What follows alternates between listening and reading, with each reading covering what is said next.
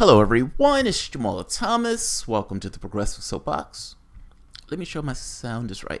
I've done this video before. I didn't push it up. I checked it and I saw that the sound was off. Something was going on with my microphone. My internal mic, not my outward mic. So it's fixed. So I'm just going to do it live.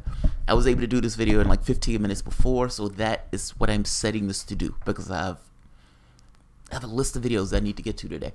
Or at the very least I want to get to. So first, Abby Martin is going to be on the show June 2nd. Yes! She agreed. That she hit me up the other day. She was like, hey, what about this particular date? I think it's going to be 2 p.m. West. I think it's 5 p.m. East, but I need to check the thing. But she's coming on the show in June. In addition to Abby coming on to the show, I have had contact with Nina Turner, who I guess we're back and forth. She hit me up with a tweet after I sent her a direct message. And she told me contact an appointment setter to see if we can get something set up. So, Nina Turner also may be coming onto the show to discuss the attacks on our revolution by Politico. So, this is getting exciting in June, maybe somewhat of an exciting month. What I want to talk about today, and I'm going to be swift about it, starting now, trying to be in 50 minutes. I saw a picture that warmed my heart. And when I saw the picture, I said, wow, this is the Democratic Party. This is emblematic of what the party stands for and what the party represents, regardless of what the party says. Nancy Pelosi has come out, and the other Democrats, I'm not going to pick on Nancy Pelosi, with a better deal. We have a better deal. This better deal that we have. Now, mind you, the same crooks that were in there before who had the potential to put in a better deal when they had the House, the Senate, and the presidency, for whatever reason, didn't put through a better deal. They put through a right-wing healthcare plan. I bring this up because if somebody says, what do you stand for and what do you represent, and you show me a right-wing healthcare plan, then it gives me ideas of what you actually stand for and what you represent. Better deal. If I have $4 in my pocket and you give me $1, technically that's a better deal. Technically. I'm looking for more specifics. She gave a list and a cornucopia of things that these guys had. I think it was like 2 pages. One of the lists may have even included a pony. I'm not certain. My eyes started to glaze over as I started to watch the cornucopia of items that all of a sudden the Democrats supposed to be pushing for. In this kind of amorphous way, though. The thing is, we're supposed to believe this. This is like somebody who loses their job and then calls in to pay a bill. We're supposed to believe this. Why would anybody believe this? Fact is, the people who would implement that quote-unquote better deal, who would say something and push for that better deal, you, Nancy Pelosi, and your other cronies have been putting your thumb on the scale. No, we don't like you. We don't like you. You're not going to enforce our workable point of view around the world. So even before the public chooses who they want in those races, the Democratic Party puts their thumb on the scale. In some cases, telling people to get out the race. The very people who would enact the better deal that you're talking about are the very people who you're pushing out the race and who you, Nancy Pelosi, said you agreed with. Not them. I mean, pushing them out the race. Better deal, my ass. All parties, or at the very least Democratic Party, when they're out of power, get real lefty. They get real pushing to the left. Oh, we're fighting for social stuff. But once you get into power, it's something different, isn't it? It's only been a few years since you were in power. It's not like people don't remember. $100 million in the bank, Nancy Pelosi, when asked about whether the Democratic Party could create this kind of disparity between who they are versus who the Republican Party is. Essentially talking about this better deal stuff. This was her answer. If you think we could make a more stark contrast to right-wing economics. Well, I thank you for your question, but I have to say we're capitalist. Nancy, there you are. Capitalists. We're capitalists. Can we make a fair economic system? I hate to tell you, sir, I have $100 million in the bank. I'm a capitalist. I'm a capitalist. Foaming at the mouth as she says it. We're capitalists. I like money. I like money. Give me money. I need money. I like money. I have $100 million in the bank, sir. I hate to tell you this, but we're capitalists. That's what we believe in. We believe profits are fantastically important. And when you have this conversation about what the Democratic Party stands for, cash over people. When people are talking about this neoliberalism stuff, this is what they're talking about. This idea that profits are more important than the human beings themselves. Obamacare is a utopian idea of the neoliberals. This idea that, hey, we can have this kumbaya moment in the sun when insurance companies make all of this money. They continue to make all this money. And people get better health care, incrementally so. Utopian. Fact is, if healthcare was about healthcare, you wouldn't necessarily have insurance companies in that process. If you actually cared. If you actually cared about the situation with the human being, you wouldn't have drug companies protected, having these exorbitant costs that these people have to pay. These people voted you in office, believing you were going to deliver some level of hope and change. And the best that you can do was a right-wing healthcare plan that's blowing its gaskets a few years out of office. This is kind of my point with the better deal stuff. If you ask me, what do I think the Democratic Party believe in? I say, look at what the Democratic Party has done. And now they want to come up with a better deal. The truth of the matter is this. After failing miserably, failing at a level that is almost incomprehensible, failing to a degree that no human being can really fathom. It's like looking over the edge of an abyss and wondering how far it goes down. And somebody says, maybe to the center of the earth. That's what it's like, trying to understand the level of failure and to the degree that the Democratic Party have lost. House, Senate, Supreme Court, they chose a maniac, Donald Trump, over the status quo candidate. And after dealing with this level of failure, after peering over the edge of the cliff, Nancy Pelosi, when asked about whether or not the Democratic Party should change or needs to change, says this. Party is in a moment of questioning about its identity. You were reelected to lead the Democrats in the House.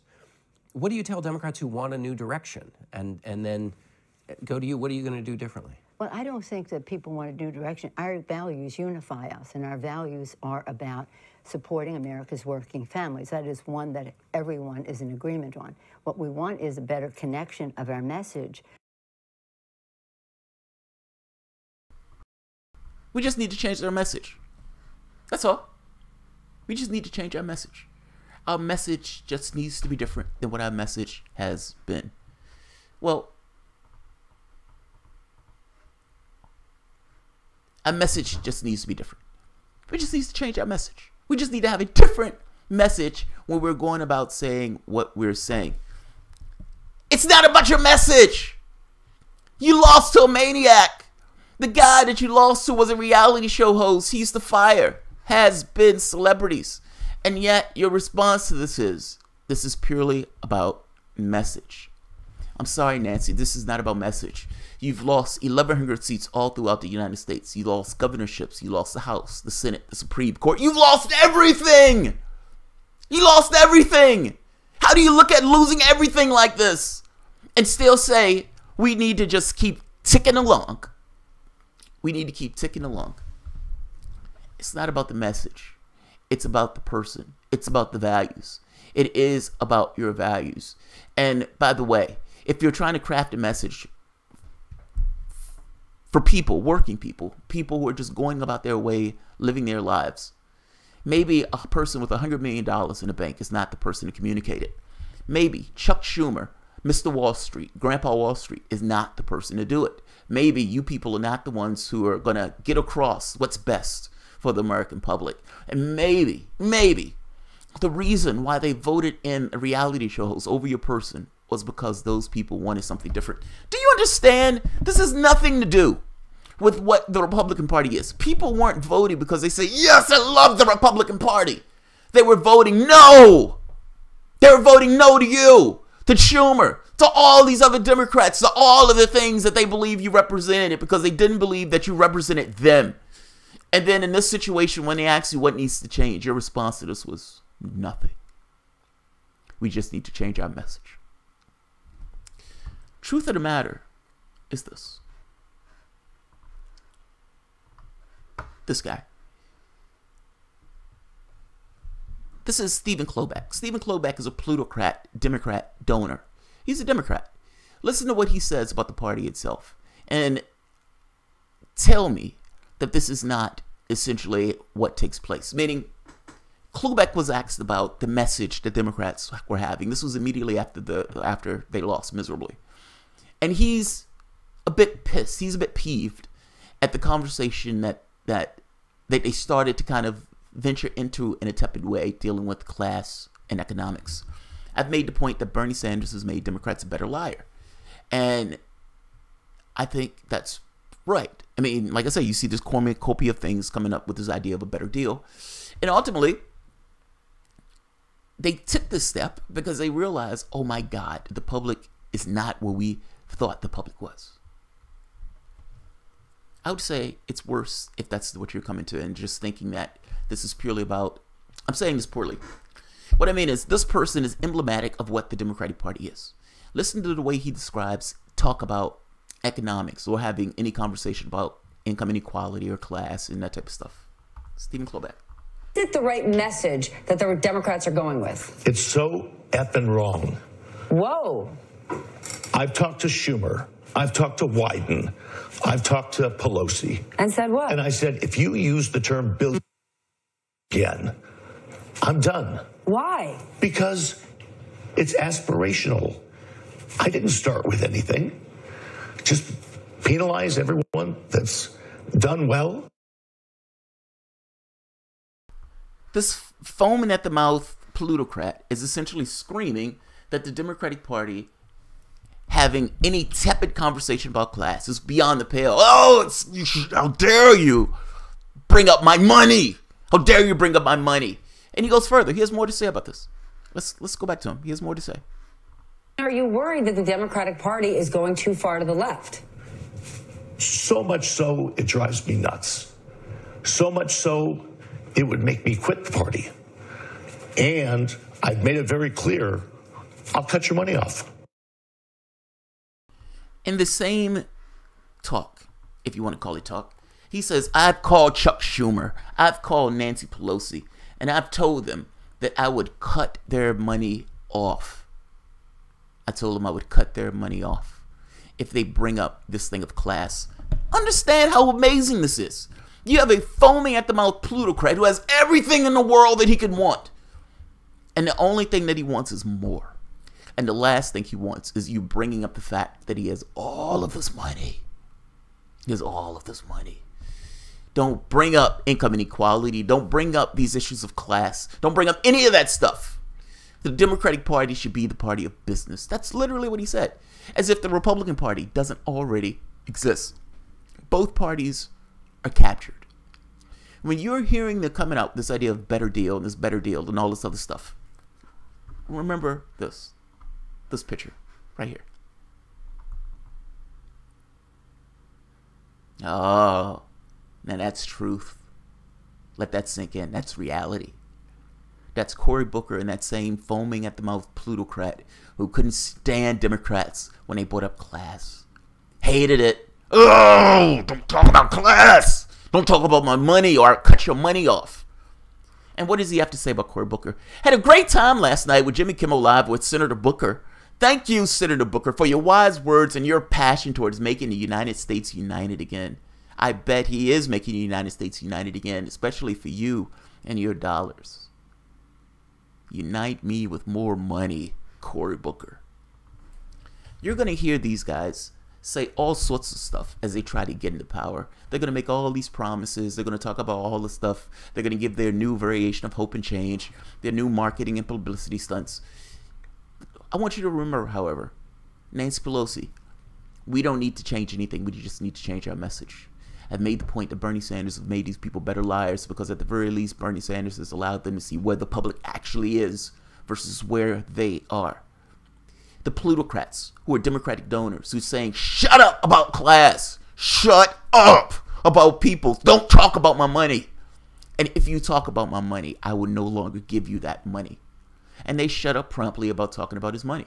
And it's only just now where they brought up this better deal nonsense again after using Donald Trump to pivot so they don't necessarily have to deal with real economic issues. The truth and the reality of it is this. This is emblematic of the Democratic Party.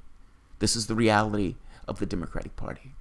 The plutocrat who's able to get in contact with the leaders of the Democratic Party to tell them to shut up about class, rubbing arm in arm with chubby superhero himself, Cory Booker. I'm just going to let that marinate. This is the Democratic Party. Regardless of what they say, regardless of what comes up, this is the Democratic Party. That foaming at the mouth plutocrat who said, don't say anything about my cash, loves some Cory Booker. I wonder why. I'm going to leave it on this. If you enjoy the content, please feel free to share, like, subscribe, and of course, you can always support through Patreon. And I'll have other videos coming up, but I've hit my 15-minute mark, so I'm going to leave it here. Thanks, guys. I do need to check to see if anybody gave super cash, because I wouldn't be unfair. Okay, good. So I'm going to leave this here, and I'll see you guys probably in 10, 20 minutes or so. Thanks, guys.